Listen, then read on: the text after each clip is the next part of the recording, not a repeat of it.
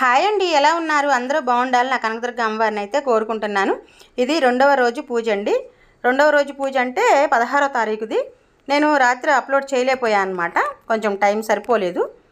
అట్లాగే నా నైవేద్యాలు చూస్తున్నారు కదా, నేను ఏ నైవేద్యాలైనా ఇంట్లో ఏది ఉంటే అది పెట్టేసుకుంటానండి. అన్నం వండాను, పప్పు ముద్దపప్పు అన్నం నైవేద్యం అమ్మకి నివేదన చేసుకోవచ్చు. పెరుగన్నంలో దానిమ్మ గింజలు కలిపేసుకొని పెట్టుకోవచ్చు. అట్లాగే నేను కందదీపం అయితే డైలీ పెడుతున్నానండి. కందదీపం పెట్టాలి అనేది ఏం కాదు, నేను పెట్టాలని నా మనసుకు అనిపించింది కాబట్టి నేను చేసుకుంటున్నాను. మీరు ఇలాగే చేయండి అని నేను చెప్పటం లేదు. మీరు ఏ రీతిగా అయితే చేసుకుంటారో, మీకు ఏమేమి దొరుకుతాయో వాటితోనే చేసుకోండి. అదేమీ అభ్యంతరం ఏమీ లేదు. అమ్మ వారాహి అమ్మవారు ఉగ్రదేవత అని చెప్తున్నారు చాలామంది. కాదండి, ఉగ్రదేవతే. ఉగ్రదేవత అని చూస్తే ఉగ్రదేవతగా కనిపిస్తారు. లేదు, మన అమ్మ మన అమ్మ మనం ఏమన్నా తప్పులు చేసామనుకో, మన అమ్మ దండించదా? అప్పుడు అమ్మని ఉగ్ర దేవతగా చూస్తామా మన అమ్మని?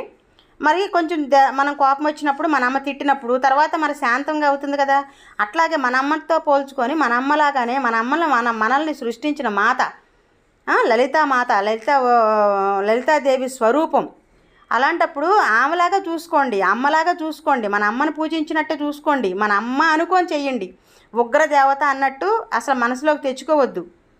అంతే. గుప్త నవరాత్రులు అని అంటారు. సరే, గుప్త నవరాత్రులు అవన్నీ మనకు వద్దు. మన అమ్మ స్వరూపంగా మనం పూజించుకుంటాం. లలితాదేవి, లక్ష్మీదేవి, పార్వతీదేవి, సరస్వతీదేవి, అలా ఆ మనసుతోనే పూజించుకుందాం. నైవేద్యాలు అంటారా? నేను ఇన్ని నైవేద్యాలు పెట్టండి అని నేను చెప్పను. మీకు ఏది ఉంటే అది పెట్టండి, ఏది ఉంటే అది. ఏమీ లేకపోతే మనం వండుకునే అన్నం ఉంటుందిగా, ఆ అన్నమైనా నివేదన చేసుకోవచ్చు. మరి ఇది ప్రతి వీడియోలో మీరు ఇలాగే చెప్తున్నారండి అని అనుకోవద్దు. నేను చేసేదే నేను మీకు చెప్తున్నాను, అంతే తప్ప ఏం లేదు. కందదీపం కూడా కంద దొరికితే తెచ్చుకోండి, చక్కగా దీపం పెట్టుకోండి. దొరకని పక్షంలో దొరకలేదు, అయ్యో ఏమైనా అయిపోయిద్దాం, ఏమీ అవ్వదు. మామూలుగా ఇంత నూనె వేసుకొని ఒక్క దీపమైనా పెట్టుకొని దండం పెట్టుకోండి, అభ్యంతరం ఏమీ లేదు. అమ్మ వాళ్ళు ఎట్టా చేస్తున్నారు, వీళ్ళు ఎట్టా చేస్తున్నారు, అప్పు చేసి మటుకు పూజలు చేయొద్దు. అప్పు చేసి పూజ చేయొద్దు.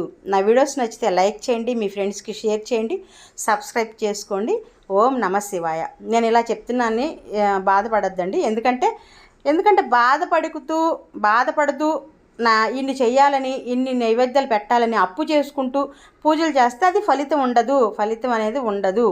సంతోషంతో అమ్మని సంతోషపరిస్తే ఫలితం ఉంటుంది.